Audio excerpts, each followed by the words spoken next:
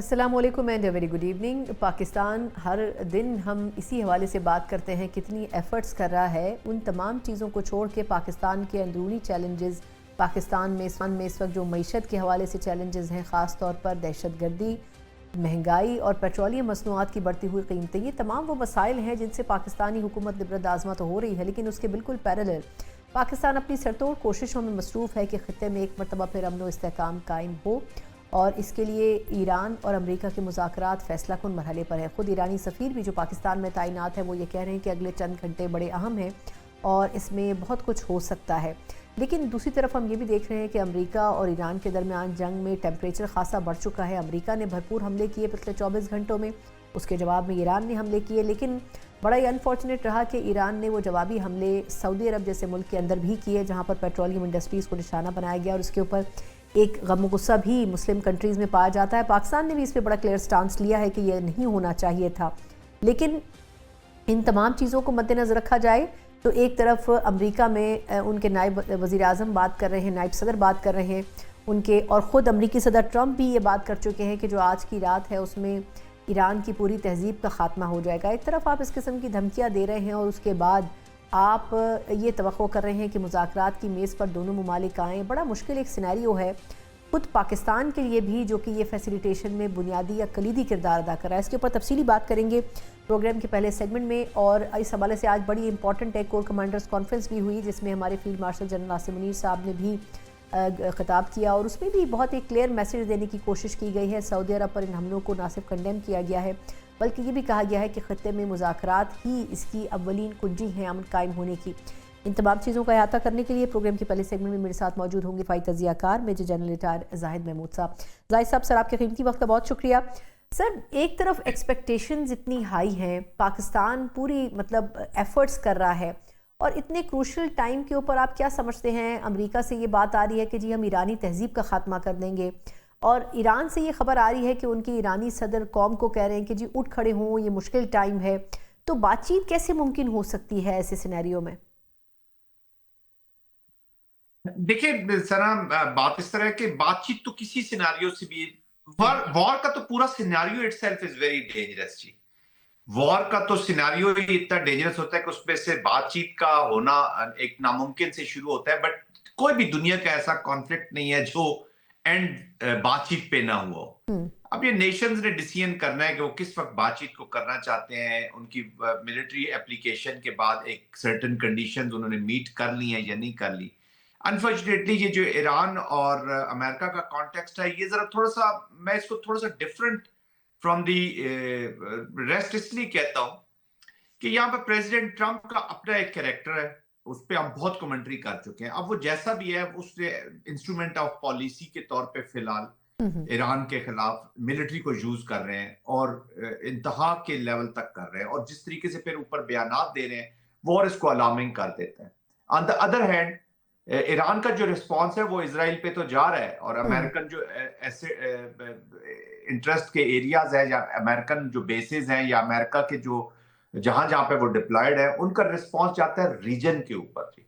तो ये हॉरिजेंटल भी वॉर फैल रही है और डायरेक्टली तो हो ही रही है वॉर। तो आई थिंक इसकी डायमेंशंस लिटिल डिफरेंट, और दोनों तरफ एक बिग पावर का ह्यूब्रस एटीट्यूड के साथ एक क्रेडिबिलिटी और प्राइड अटैच है, और दूसरी तरफ एक आइडियोलॉजी का जो 6000 साल की बातचीत करती है, अपनी हिस्ट्री की बात करती है। उन्होंने कहा कि हर रोज की ये जो इंटिमिडेशन, क्वर्जन या जो वॉर हो रही है, इसको मैं वंस फॉर ऑल सेटल करना चाह रहा हूं। उसमें एडवांटेज ले रहा है हॉर्मुज के स्ट्रेटेजिक जो चोकिंग की है उन्होंने इकोनॉमिक इंपैक्ट डाल के, और दोनों एक्सट्रीम पोजीशन पे है, मैक्सिमल लिस्ट पोजीशंस के ऊपर उन्होंने अपनी डिमांड्स दी, बातचीत की। और एग्जिट कार्ड या जो डिप्लोमेसी है, वो सिर्फ एक ही कार्ड अवेलेबल है, और वो Pakistan with along with the friends, वो वहां पर कोशिश कर रहा है। बाकी कोई इदारा, कोई मुल्क इस तरह की कोशिश नहीं कर रहा जो पाकिस्तान का। तो बड़ी क्रिटिकल कंडीशंस हुई हुई है। जिस तरीके से प्रेसिडेंट ट्रंप की अभी जो ट्वीट आई है, ये भी बहुत हार्श है, बड़ी अग्रेसिव है, और अपना ऊपर ही वो एक प्रेशर भी बिल्ड कर लेते हैं, ऐसा एक माहौल बना लेते हैं कि उनकी अपनी अभी जो क्रेडिबिलिटी है ना, वो स्टेक पे चली जाती है, और उसके बीच में फिर एक लूप भी छोड़ देते हैं। तो इससे अनप्रेडिक्टेबिलिटी बहुत अटैच है। But being a military analyst, ex military also, मैं इंटेंशंस पे रीडिंग बड़ी कम करूंगा, कैपेसिटी और कैपेबिलिटी देखूंगा। अमेरिका की जो एप्लीकेशन है, they can do it, they can अच्छा डू इट जाहिद साहब, what he sir is saying. माजरत, जी जी आपकी बात काट रही हूँ, लेकिन अब जिस और तरह, और जी और जी, जो जी सर, और जो ईरान ने, आखिरी बात मैं जी कह जी, दूं, जो आपने ईरान ने सऊदी अरेबिया के ऊपर अभी जो अटैक की है, हम्म, ये भी सबसे बड़ी ब्लो मिली है। ये जो डायलॉग की कोशिश की जा रही है, क्योंकि पाकिस्तान के अपने हम्म, रिलेशनशिप है सऊदी, आपने देखा होगा भी कोर कमांडर कॉन्फ्रेंस में भी इस इंसिडेंट का जरूर जिक्र जी, हुआ, और भी बहुत सारी चीजें हुई हैं। हम्म, लेकिन ये जो सऊदी अरेबिया के ऊपर अटैच है, उसके साथ पाकिस्तान की सेंसिटिविटीज भी अटैच है। और फिर पाकिस्तान को ये नहीं है कि हम डायरेक्ट कन्फ्रंटेशन में चले जाएंगे ईरान के साथ। पाकिस्तान को सबसे बड़ा ये कि हम जो कोशिश कर रहे हैं, हम्म, और सऊदी अरेबिया ने उन कोशिशों को सपोर्ट किया है, हम्म। और अगर रिस्ट्रेंट भी शो किया है, तो पाकिस्तान का मेजर रोल है उस रिस्ट्रेंट में अगेंस्ट ईरान। बाकी बहुत सारी चीजें जो आपस में बैठ के फिर बातचीत हो सकती है, उन कोशिशों को जब धचका लगता है, फिर पाकिस्तान डिस्टर्ब होता है जी, ऐसी अच्छा, चीजों से। लेकिन अब चलिए, आपने अगर सऊदी अरब वाली बात सर पहले हमने डिस्कस कर लिया, तो ये बताइएगा कि आपके ख्याल में यूएई तो पहले ही खाइफ है इस हवाले से कि आबनाए हरमुज़ क्यों बंद की गई है, और वो खोलने के लिए उसे अमेरिका के साथ खड़े होने को भी तैयार हैं। सऊदी अरब ने तो बैक एंड पे काफ़ी निगोसिएशंस में रोल प्ले करने की कोशिश की।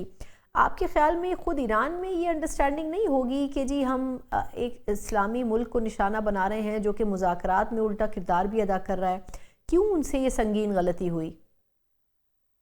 मेरे ख्याल में दो चीजें हैं हम्म, सना। एक तो मैं ये समझता हूं कि शायद दिस द पॉलिटिकल कंट्रोल, जो ईरानियन पॉलिटिकल लीडरशिप है, वो थोड़ा सा वीक है जी। हम्म, वीक है, या मे बी एब्सेंट भी हो।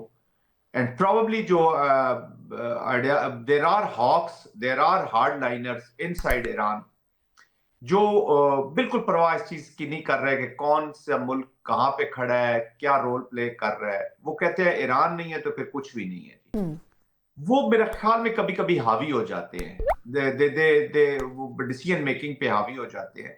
और वो कोर्ट फिर ये करते हैं कि जी पास में हमारे साथ इतना बिट्रेल हुआ है। लेकिन ईरान ने एक तो फैसला करना है कि आप मिलिट्री की एप्लीकेशन कब तक करते रहेंगे, यानी कि आपकी पेन ठीक है, वो बर्दाश्त कर रहे हैं, थ्रेशोल्ड पेन बहुत बड़ा है उनका। हम्म, अमेरिका भी उनको पेन देने की बार बार कोशिश कर रहा है। इसराइल तो लुकआउट पे बैठा होता है और हम्म, स्पॉइलर का रोल भी अदा करता है। तो वो तो पेन देने के लिए बिल्कुल तैयार बैठे हुए। ईरान भी थ्रेशोल्ड अपना शो कर रहा है, और वो कह रहा है कब तक ये हमें आजमाते रहेंगे ऐसे। Hmm, these are the things, but in reality there are around 96,000 civilian structures जो अभी तक टारगेट हो चुके हैं ईरान के अंदर, स्कूल्स, यूनिवर्सिटीज। तो ठीक है, आप अपनी एक एक लेवल तक जाएंगे, और फिर आप एप्लीकेशन, आपकी जो मिलिट्री है वो आप रीजनल कंट्रीज पे कर रहे हैं। ठीक है, वहां पे हम्म, अमेरिकन इंटरेस्ट है। असल में जब से सेंटकॉम ने ये जो डेजर्ट से तस्वीरें भेजी, या मिसाइल फायर हो रहे हैं डेजर्ट के बीच में, उसी एरिया के बीच पे, इन हम्म, चीजों ने भी काफी फ्यूल डाला है जी। लेकिन एक चीज है ना, हमें समझने की जरूरत है हम्म, कि ये तो एग्जैक्टली उसी उसी लाइन पे जा रही है वॉर, जो चाहत है इसराइल की, हम्म, नन अदर देन इसराइल। वो उसकी हम्म, चाहत बिल्कुल ऐसी है कि अगर लेट्स से कि आज let's suppose America is out of this war, वो कहता है मैं बातचीत करता ही नहीं हूं, मैंने आपसे कोई नेगोशिएशन नहीं करनी, कोई आपसे बात नहीं करनी, I am out of the war, वो वॉर से निकल जाता है। हम्म, आप अमेरिका को तो नहीं एंगेज कर रहे ना, आप वॉशिंगटन, न्यूयॉर्क को तो नहीं एंगेज कर रहे, मियामी को तो नहीं एंगेज कर रहे, हम्म, वो निकल जाता है। तो फिर भी तो पेंडिंग थ्रेट रह जाएगा ना ईरान के खिलाफ। तो आई थिंक इस सिलसिले, अच्छा, जब वो चला भी जाएगा तो जो परपेचुअल पीस है वो तो यहाँ पे नहीं एस्टेब्लिश होगा। आपका जो कंटेस्टेशन है विद अरब कंट्रीज, अनफॉर्चुनेटली अभी फिर हम बहुत पीछे चले गए हम्म, इनकी रिलेशनशिप में। जो थोड़ी सी नजदीकियां हुई थी, अब वो फिर तलखियों में बदल गई हैं, तो it will take some time. तो आप तो इनके साथ तो एनिमिटी में वैसे के वैसे रहेंगे, और फॉर एवर हुर्मस को जब बंद करेंगे, तो वो जिस चीज को पेन कर रही होगी, जिस चीज के लिए इकोनॉमिक कंडीशंस वहां पे टफ होती जा रही होंगी, हम्म, और गल्फ के लिए तो टफ हो रही है, उन्होंने तो फिर उसको खुलवाना है। वो सारी जिंदगी तो नहीं बैठ सकते, तो फिर वो again they will ask their friends, or they themselves will get involve into a hmm. War. तो फिर हम फ्रिक्शन की तरफ चले जाएंगे, तो वो विशियस सर्कल एक चलता रहेगा। वो खतरनाक चीज है जो ईरान ने एड्रेस करनी है। अच्छा। और ईरान की बाकी इस वक्त हम्म, स्ट्रेटेजिक हम्म, असेंडेंसी है, उसका पूरा फायदा उनको उठाना हम्म। चाहिए, अच्छा, और अच्छी ये अच्छी भी, बातचीत कर ले। हाँ सर, ये भी बताइएगा कि ये जो भी चंद घंटे रह गए हैं, मतलब बुध की सुबह तक की डेडलाइन है वैसे तो, लेकिन अब कहा ये जा रहा है, आपको लगता है कि वैसे तो अमेरिकी सदर ट्रंप धमकियां देने में बहुत ही एक्सपर्ट हैं, लेकिन क्या वाकई एक मतलब इश्तियाल अंगेज किस्म की हम बमबारी देखेंगे? क्योंकि ईरान में भी ईरानी सदर का ये स्टेटमेंट चल रहा है कि जी लोग इस चीज़ के लिए तैयार रहें, और खड़े हों इस की मुज़ाहिमत, इसके ख़िलाफ़ मुज़ाहिमत करने के लिए। तो आपको लगता है कि अगर तो ये जो चंद घंटे रह गए हैं इसमें पाकिस्तान कोई मतलब अचीवमेंट कर सकता है मुज़ाकरात के लिए, यानी कोई कामयाबी की कितनी उम्मीद आप ग्रेड कर सकते हैं? It totally depends on Iran now. Let me tell you very frankly. Iran अगर टेबल पे आते हैं और क्योंकि एक एक बातचीत तो शुरू होगी ना। देखिए, बातचीत शुरू करने के लिए भी आपको थोड़ी सी सीबीएम्स तो करनी पड़ेंगी। ईरान की अप्रीहेंशंस 100% करेक्ट है, इसमें कोई शक नहीं है।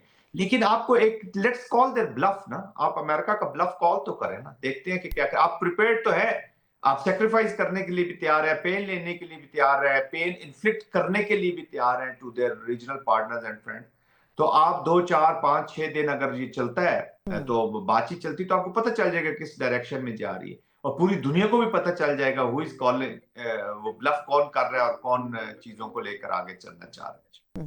दुरुस्त। अच्छा सर, अब एक मरतबा ज़रा मैं कोर कमांडर्स कॉन्फ्रेंस के हवाले से भी आपसे बात करना चाहूँगी कि इसमें वैसे तो बहुत सारे इश्यूज डिस्कस हुए हैं, लेकिन इसमें भारत का एस्पेक्ट भी डिस्कस किया गया है। आपके ख्याल में अब ये जो गुमराहकुन मालूमात फ्लोट की जा रही है, और ख़ास तौर पर हमने जो रिसेंटली फॉल्स फ्लैग ऑपरेशंस इनके डिडक्ट किए, इनके ना सिर्फ ये कि लीक हुए बल्कि हमने उसको पहले से एक्सपोज किया उनके इन फॉल्स फ्लैग ऑपरेशंस को, तो अभी भी भारत उस हटदर्मी के ट्रैक से तो पीछे नहीं हटा। मतलब उनकी भी कोशिश है कि कहीं ना कहीं अपने कुछ सूबों के इलेक्शन से पहले वो पाकिस्तान की साख को ख़राब करें।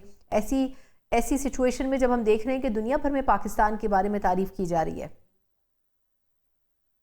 तो ना देखिए, एक तो भारत से पाकिस्तान का ये रोल बिल्कुल बर्दाश्त नहीं हो रहा, पाकिस्तान को आइसोलेट करना चाहता था, खुद आइसोलेट होकर बैठ के। सेकेंडली, एज अ पाकिस्तानी अब हम सबको ये समझ लेना चाहिए कि भारत का जो स्ट्रेटेजिक थॉट प्रोसेस है, ये जो स्ट्रेटेजिक कंस्ट्रक्ट है, वो चाणक्य कोतालिया, उनकी बेसिक जो फंडामेंटल उनकी जो मंडेला थ्योरी की जो लेसन है उसके ऊपर उन्होंने बेस कर दिया। खासतौर पे 2014 ऑनवर्ड जब से भारतीय जनता पार्टी आई है, वो एक्सपेंशनिस्ट इंडियन डिजाइन के साथ आगे बढ़ रहे हैं। वो पाकिस्तान को कभी चैन से नहीं बैठने देंगे, और अब ये उनकी डोमेस्टिक पॉलिटिक्स के लिए, डोमेस्टिक ऑडियंस के लिए, इनका ये जो गोदी मीडिया है, ये डिसइंफॉर्मेशन लैब, ये सारा इस चीज कैसा है कि पाकिस्तान के खिलाफ हर वक्त एक परपेचुअल कॉन्फ्लिक्ट स्टेट में रहा जाए, और लोगों को अपने डरा डरा के पाकिस्तान से और पाकिस्तान को भी ना अच्छे तरीके से चलने दी जाए, रीजन को स्कटल की जाए। तो ना अपना तमाम नेबर्स के साथ इस वक्त उनके बुरे ताल्लुकात है, और पाकिस्तान के साथ तो एग्जिस्टेंशियल थ्रेट है वो पाकिस्तान के लिए। तो इसी माइंडसेट के साथ हमने रहना है। इसका एक ही इलाज है, ये रोजाना इस तरह के ड्रामे करते रहेंगे, पाकिस्तान कॉल भी करता रहेगा कि we have to be powerful. लेकिन इस दफा ये एक चीज पाकिस्तान की मिलिट्री क्यादत का कम से कम मैं आपको कंफर्म कर देता हूँ, श्योर करवा देता हूँ कि this time the responses will not go to Amritsar या कश्मीर के अंदर या पंजाब के अंदर। These responses will go deep into Calcutta की बातचीत करें, उस जगह की बातचीत करें जहां पे ये सोच पाई जाती है जिसका मैं जिक्र कर रहा हूं आपको, ताकि उनको भी पेन थोड़ा सा फील हो। ये अभी ड्रामा श्रामे फिल्मों वाला वॉर तो वो बड़ी अच्छी लड़ते हैं, सारा कुछ कर सकते हैं। It will be very very painful, और Pakistan have had enough.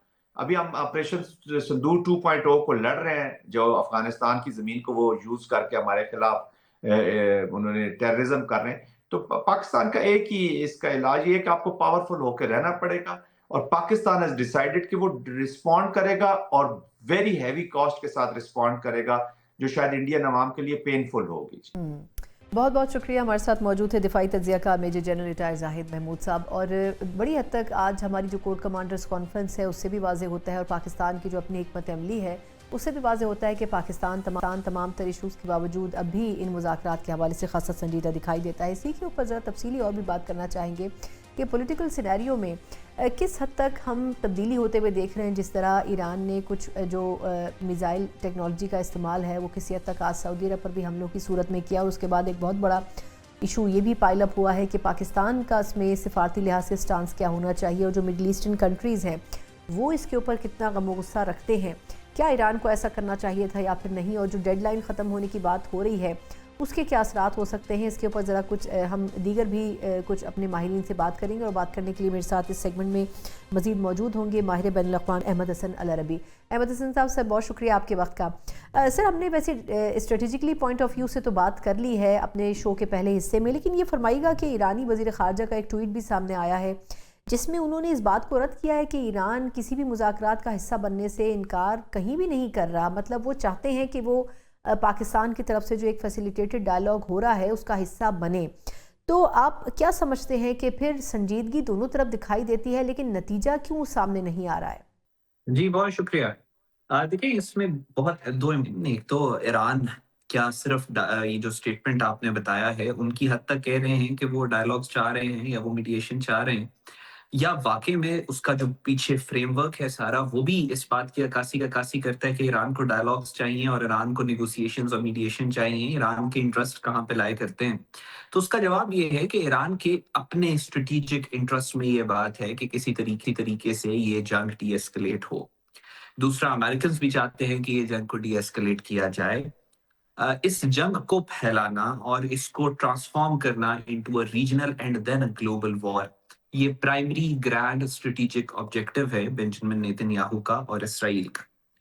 Iran के अगर आप एक आउटसाइड व्यू देखें तो ईरान के भी हक में ये बात नहीं है, और दूसरा जो रीजनल कंट्रीज हैं उनके भी हक में ये बात नहीं है। सो इस सारी सिचुएशन के अंदर ये ईरान की जो डिमांड है इस निगोशिएशंस की या इसकी जो डिप्लोमेसी हो रही है उससे रिलेटेड, वो सिर्फ सीज फायर नहीं है, वो cease fire, D escalation and beyond. Iran चाहता है कि एक ऐसा सिक्योरिटी फ्रेमवर्क मार्ज़े वजूद में आए कि जो इंश्योर करे कि जो पीस होगा वो सस्टेनेबल पीस होगा, यानी कि ईरान मिडिल ईस्ट के अंदर सिक्योरिटी इंफ्रास्ट्रक्चर और सिक्योरिटी फ्रेमवर्क के अंदर मेजर तब्दीलियां और चेंजेस चाहता है। सो इस वजह से ये कोई एक मतलब एक दो मुल्कों के दरमियान जंग को रोकना नहीं है, ये एक बहुत बड़ा एक चेंज है जो मिडिल ईस्ट के अंदर आ रहा है, and it will take time, इसके राउंड्स होंगे, ये लंबा चलेगा और ये ओवरनाइट चीजें जो है वो खत्म नहीं हो जाएंगी। हाँ, सीज फायर अचीव हो सकता है, लेकिन जो डी एस्केलेशन एंड बियॉन्ड वाला मामला है वो इट्स अ लेंथी प्रोसेस, उसके मल्टीपल राउंड्स होंगे। यहाँ पे जो इंपॉर्टेंट बात आपने भी कही कि जो सऊदी अरेबिया के ऊपर आज ईरान ने अटैक किया, दैट इज वेरी प्रॉब्लमैटिक। ये प्रॉब्लमैटिक भी है और ये काउंटर प्रोडक्टिव भी है। अब जब डायलॉग्स अपनी फाइनल स्टेज के ऊपर एंटर हो चुके हैं कि अब से एक्सपेक्ट ये किया जा रहा था कि चंद घंटों में या चंद दिनों के अंदर एक फिजिकल मीटिंग होगी, आपस में मुज़ाकरात होंगे, एक अकॉर्ड की तरफ बात जाएगी और एक फ्रेमवर्क रीडिजाइनिंग की तरफ बात जाएगी, तो उस सिचुएशन में ईरान के प्रेसिडेंट और फॉरेन मिनिस्टर की स्टेटमेंट्स के बावजूद इस तरीके का सऊदी अरेबिया के ऊपर अटैक होना, ये बिल्कुल आप वाज़े तौर पर देख सकती हैं कि ये डी एस्केलेशन की जो फोर्सेस हैं और एस्केलेशन की जो फोर्सेस हैं, उन दोनों में से ये विन हुई है एस्केलेशन की फोर्सेस की, उन फोर्सेस की जो चाहती है कि ये जंग फैल के रीजनल बने और फिर ग्लोबल बने। अब इसमें 2 सिनेरियोज इमर्ज होते हैं। एक तो ये है कि ईरान के जो गवर्नमेंट है और उन सारे स्टेक होल्डर्स ने मिलकर डिसाइड किया है। अगर ये हुआ है तो इट इज वेरी प्रॉब्लमैटिक, क्योंकि अगर वाकई में ऐसी बात है तो इसका मतलब है कि ईरान के अंदर एक सोच पाई जाती है कि ईरान अकेला ही है जो हक पे है और बाकी पूरी दुनिया ईरान के खिलाफ साजिश कर रही है। और इंटरनेशनल रिलेशन में इस अप्रोच को पैरानोइड स्किज़ॉइड कहा जाता है, जो कि हर पराया स्टेट पराया होने से पहले इस स्टेज के ऊपर आती है। ये बड़ी प्रॉब्लमैटिक चीज है ईरान के लिए भी, मुस्लिम दुनिया के लिए भी।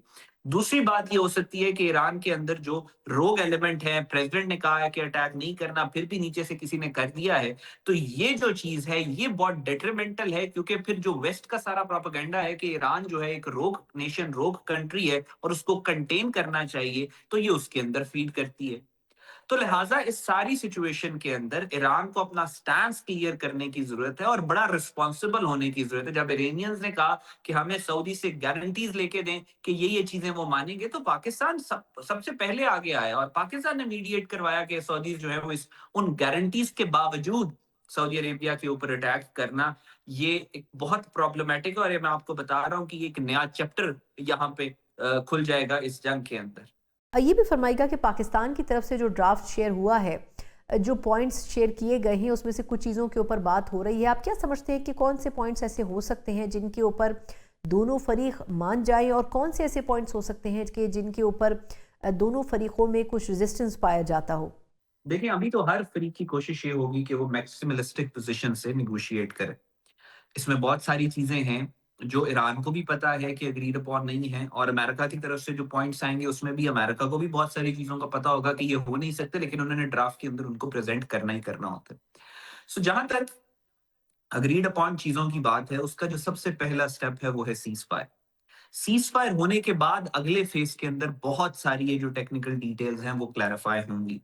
ईरान यही चाहेगा कि एक तो अमेरिका का जो मिलिट्री फुटप्रिंट है वो किसी टेंजिबल फॉर्म में उसकी सराउंडिंग से कम हो, और दूसरा जो बल्कि पहला जो ईरान का जो वो होगा, जो प्रायोरिटी होगी वो ये होगी कि सैंक्शंस रिमूव की जाएं, दूसरी ये होगी कि अमेरिका का फुटप्रिंट वहां से कम हो। सो ये दो चीजें हैं जिस पे I think Iran will not compromise, लेकिन उसके अलावा जो बाकी चीजें हैं वो they will be open to discussion cease fire के बाद। लेकिन ये भी फरमाएगा कि आज भी अमरीकी नायब सदर की तरफ से प्रेस कॉन्फ्रेंस की गई और जो डेडलाइन ख़त्म होनी है उसमें भी कुछ घंटे अभी बाकी हैं, लेकिन आप नहीं समझते कि अमेरिका की तरफ से इस डेडलाइन के ख़त्म होने के बाद क्या भरपूर तरीके से कोई हमलों का सिलसिला शुरू होगा और ईरान क्या उसको बर्दाश्त करने की पोजीशन में है? देखिए, मैं आपसे यही अर्ज़ कर रहा हूँ कि अमेरिकन्स जो हैं, वो इस नेगोशिएशन के दौरान जब 2 मुल्क आपस में नेगोशिएटिंग टेबल के ऊपर होते हैं, तो उनकी कोशिश ये होती है कि वो अपनी हार्ड पावर के थ्रू जो टेबल के ऊपर बैठ के जो नेगोशिएशन है, उसको लीड करें और डोमिनेट करें। अब जब नेगोशिएशन इस स्टेज पे आ जाए कि आप पीस अचीव करने वाले हों या सीज़ फायर अचीव करने वाले हों, तो आपके पास ग्राउंड के ऊपर अपनी हार्ड पावर को एक्सर्ट करने के टूल्स और स्पेस श्रिंक हो जाती है। तो लिहाजा आपके पास जो आउटलेट बचता है वो रेटरिक बचता है। तो रेटरिक की बेस के ऊपर आप कोशिश करते हैं कि रेटरिक को इतना ज्यादा हाई कर दें कि आप टेबल के ऊपर चीजों को डोमिनेट करें और आप अपने दुश्मन को प्रेशर के अंदर लें। आप डोनाल्ड ट्रंप की आज की जो पोस्ट है कि this civilisation will end when it will not come back again, इसका मतलब है, ये बात वाजे करती है कि वो रेटरिक का इस्तेमाल कर रहे हैं निगोशिएटिंग टेबल के ऊपर अपनी पोजीशन को स्ट्रेंथन करने के लिए। क्या अमेरिका इस अगर जो डेडलाइन है उसके बाद कंटिन्यू करता है वॉर को, तो वो क्या वो सारी चीजें करेगा, वो प्रेशराइज करेगा ईरान को, या ग्राउंड के ऊपर इन्वेजन करेगा या अटैक करेगा, वो तो किसी भी स्टेटमेंट से डोनाल्ड ट्रंप की क्लियर नहीं है। सारी स्टेटमेंट्स ओपन एंडेड हैं, सारी स्टेटमेंट्स वेग हैं, will make them regret this, the civilisation will halt, और ये सारा कुछ, इसमें कोई टेंजिबल आउटकम नहीं है कि अगर ईरान नहीं करता तो हम यहाँ पे ग्राउंड इन्वेजन करेंगे, हम इस जजीरे को अटैक करेंगे, हम ये वाले हथियार इस्तेमाल करेंगे, इसमें से ऐसा कुछ भी नहीं है। सो उसके ऊपर मैं कमेंट कर ही नहीं सकूंगा, और मुझे ऐसा लगता है कि ये जब आप इस तरीके का टेंजिबल चीज जो है वो आप प्रेजेंट नहीं करते, तो इसका मतलब ये होता है सिर्फ आप मसल फ्लेक्स कर रहे हैं रेटरिक डोमेन के अंदर, ताकि निगोशिएशंस को आप डोमिनेट कर सकें।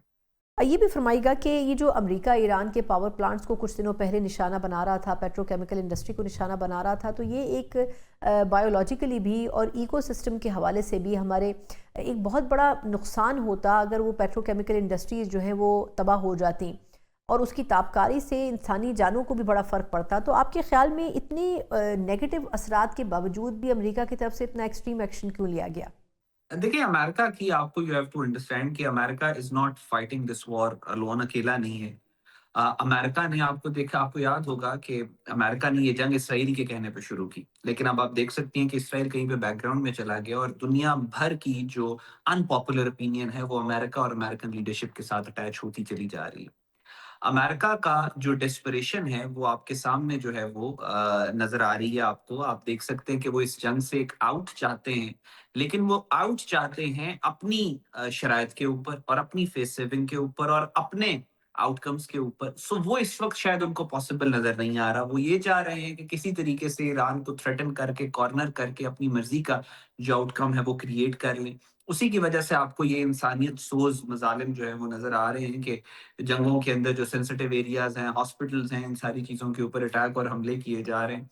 ये एक तरह से आपको डिस्परेशन शो करती है, क्योंकि मिलिट्री और स्ट्रेटेजिक टारगेट्स तो ये नहीं है। आप इनको इस तरीके से अगर लेके चलेंगे तो ये तो नुकसान सिर्फ ईरान का नहीं होगा, इंसानियत का होगा। और इवन अमेरिकन जो है वो भी, जो जब ये एनवायरनमेंट के अंदर जाएगी और जब ये एक नेचर के अंदर जाएगी, तो उसका इफेक्ट तो पूरी ह्यूमैनिटी और इंसानियत के ऊपर है। सो इस सारी ये जो चीजें हो रही हैं, इससे अमेरिका का भी अपना भी नुकसान है, लेकिन ये वाजे करती हैं उनके बिहाफ के ऊपर डेस्परेशन और फ्रस्ट्रेशन को।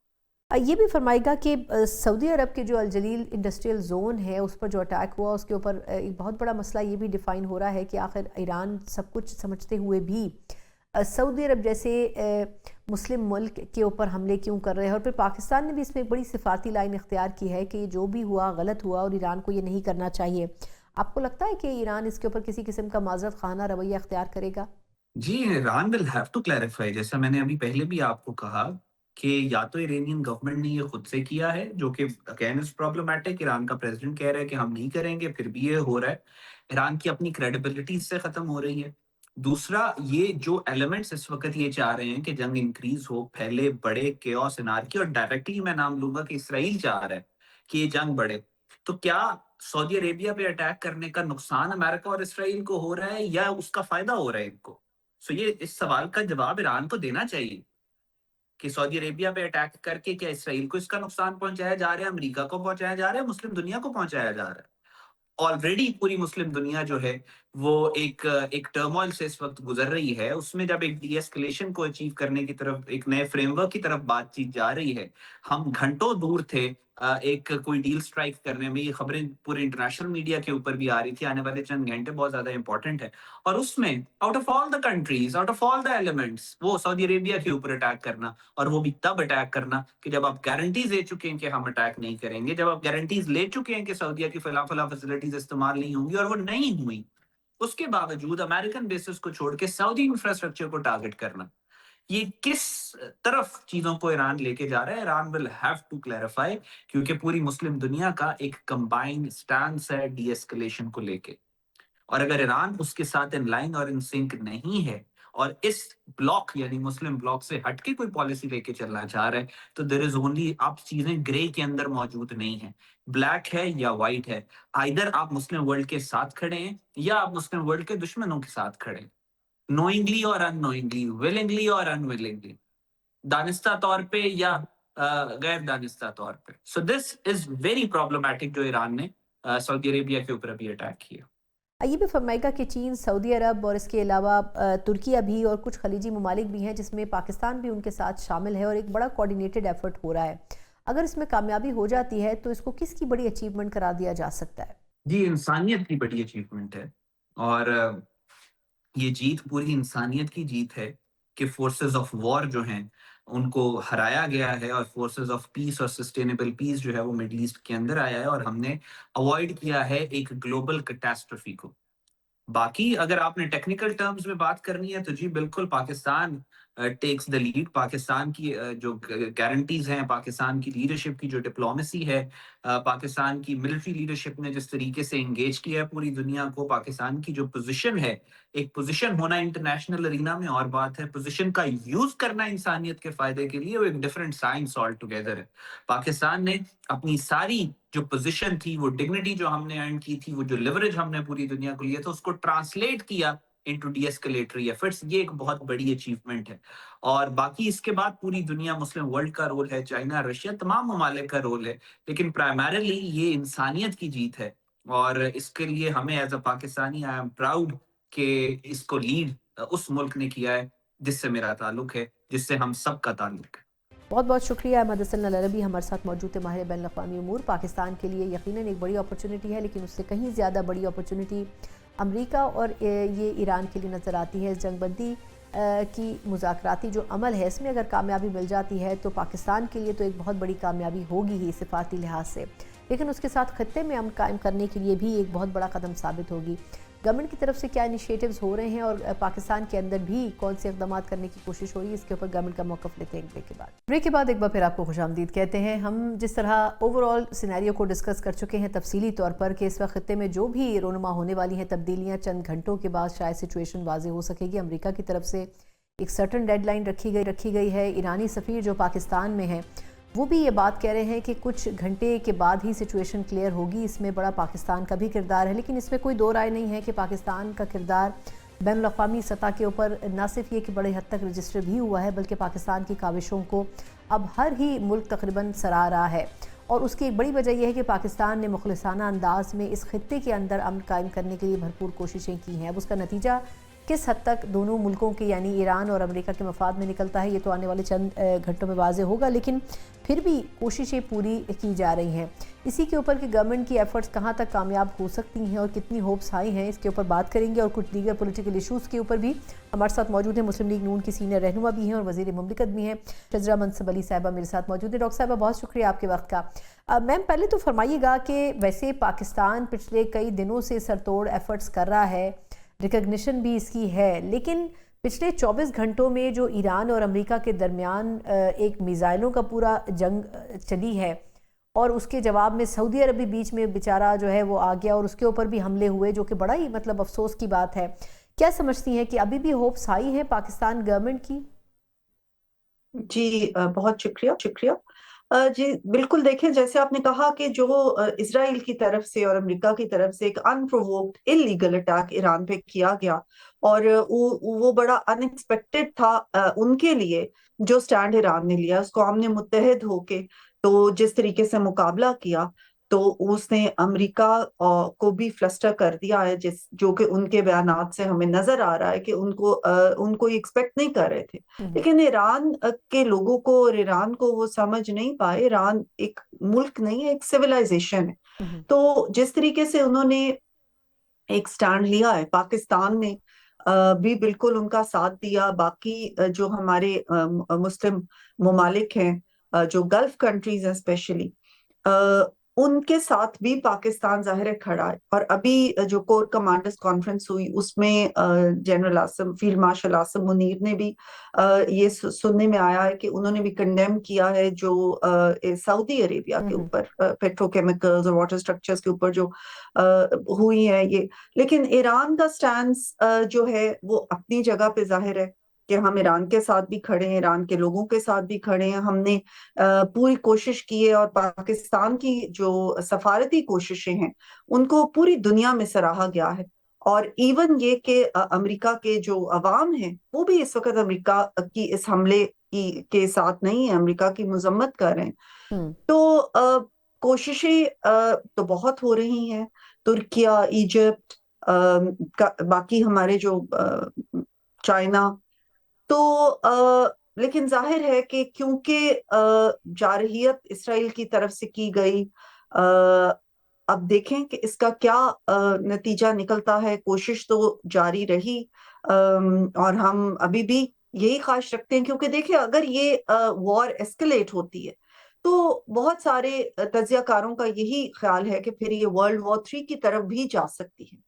तो कोशिश अभी भी हम समझते हैं और कोशिश कर रहे हैं कि ये एस्केलेट ना हो वॉर, क्योंकि किसी के पास भी अब ज्यादा चॉइस नहीं रह गई। देखिए अमेरिका के पास भी अब यही चॉइस है कि वो बूट्स ऑन द ग्राउंड करे, तो वो भी कोई अच्छा उसका नतीजा तो नहीं निकल मैम, वो तो सकता। माजी के तजुर्बात भी अच्छे नहीं थे। माजरत आपकी बात काट रही हूँ। अच्छा, ये भी मुझे फरमाइएगा कि आपके ख्याल में सऊदी अरब पर जो अटैक अभी ईरान ने किए उसके ऊपर कोर कमांडर कॉन्फ्रेंस में कंडेम हुआ, पाकिस्तान ने भी ऑफिशियली सिफारती तौर पर भी कंडेम किया है, लेकिन आपके ख्याल में एक तो ईरान को खुद ये अंडरस्टैंडिंग नहीं है कि सऊदी अरब ने तो मुज़ाकरात के लिए भी बड़ा एफर्ट किया। जो पाकिस्तान में वज़ीर ख़ारजा इजलास हुआ उसमें भी सऊदी वज़ीर ख़ारजा तशरीफ़ लाए थे।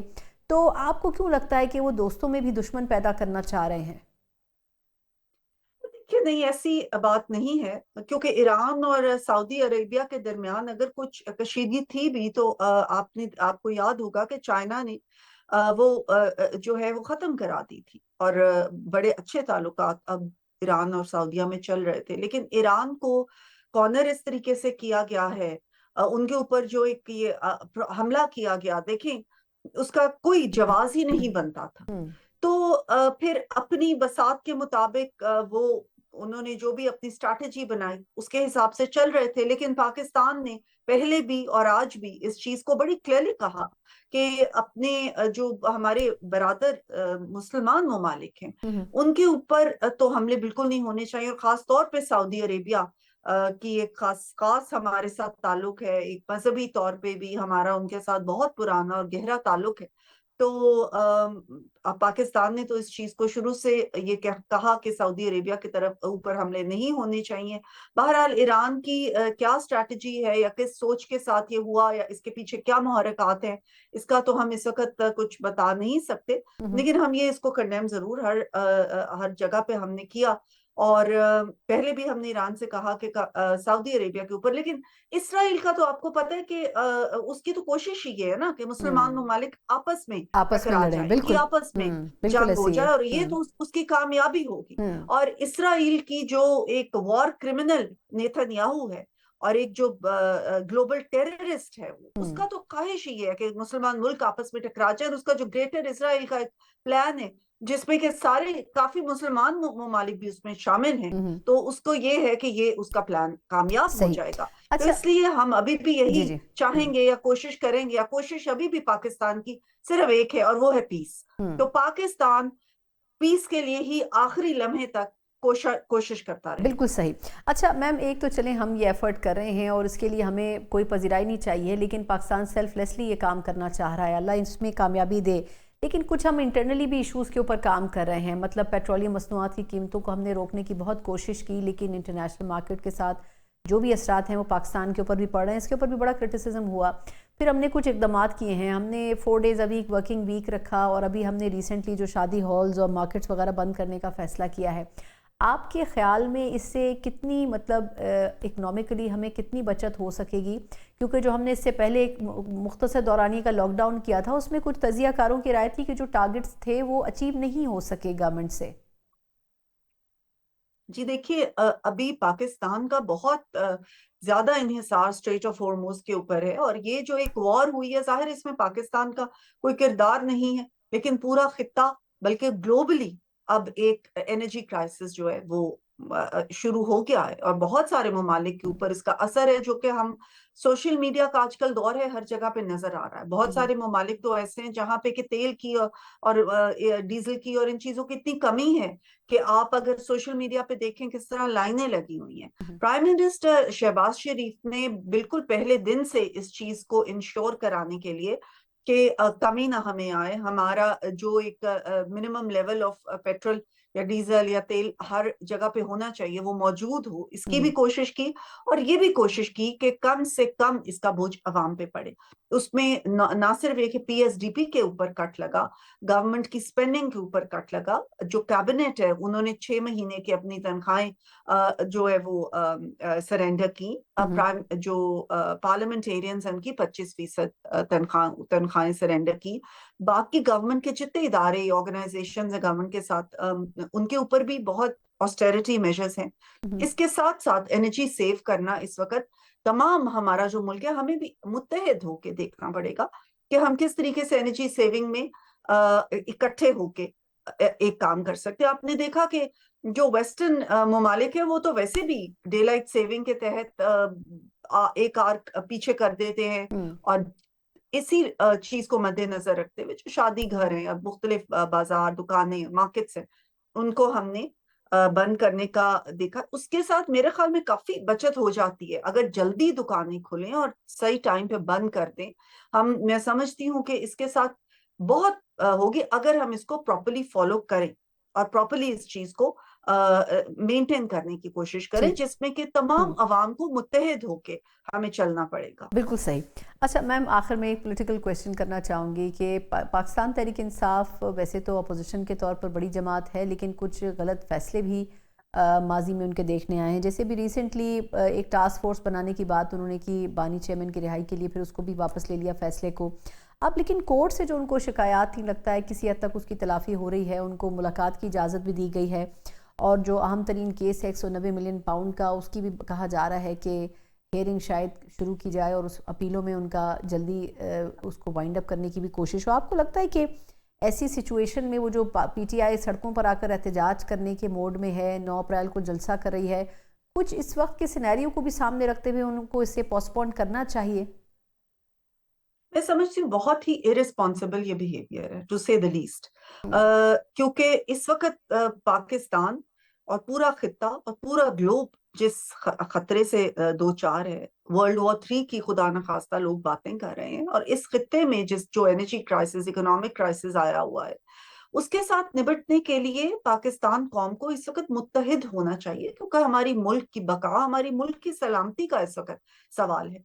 इंडिया हमारा दुश्मन हमारे साथ बैठा हुआ है, इंडिया से आप देख रहे हैं किस किस किस्म के बयानात आ रहे हैं, किस किस्म का उनका बिहेवियर है, और दहशतगर्दी भी उन्होंने प्रॉक्सी के तौर पे कर रहे थे वो। और अब हम होप कर रहे हैं कि कुछ दहशतगर्दी में कमी आए। तो ये सारे सिनेरियो को सामने रखते हुए इस वक्त ये कहना कि पहले उन्होंने कहा जी एक रिहाई फोर्स हम बनाएंगे, और रिहाई फोर्स के ऊपर उन्होंने काफी देर बातचीत करते रहे। अब वो कह रहे हैं कि जी अच्छा आप हमें जजेस तो उनको हमेशा वो पसंद आते हैं जो उनके पसंद के फैसले करते हैं। जो जजेस उनको कहते हैं कि गुड टू सी यू, जो उनके पसंद के फैसले करते थे वही जजेस अच्छे होते थे। अगर कोई जज सही फैसला करता है तो वो उनकी नजर में बुरा हो जाता है। तो किसी ने भी ये नहीं कहा कि उनको मिलने की इजाजत नहीं थी, लेकिन मुलाकात के बाद जिस जिस किस्म के बयानात आते थे वो तमाम कौम ने देखे। एक मुलाकात होती थी तो उसके बाद उनकी बहन इंडिया जिसके साथ हम वॉर सिचुएशन में उनको इंटरव्यूज देने चली जाती थी, अगर मुलाकात होती थी तो उसके बाद ट्वीट्स ऐसी आती थी कि अपने ही अफवाज के खिलाफ, अपने ही मुल्क की सलामती के खिलाफ उनको देखा जा सकता था। तो ये सारी चीजें 9 मई वाली एक जमात और उसी चीज को उन्होंने आपने देखा कि कंटिन्यू रखा है। अगर ये कहा जाए कि एक जुडिशियल प्रोसेस के थ्रू जो ये केस है वो जुडिशियल प्रोसेस के थ्रू गुजर रहा है, वो गुजरेगा तो उसके बाद फैसला हो जाएगा।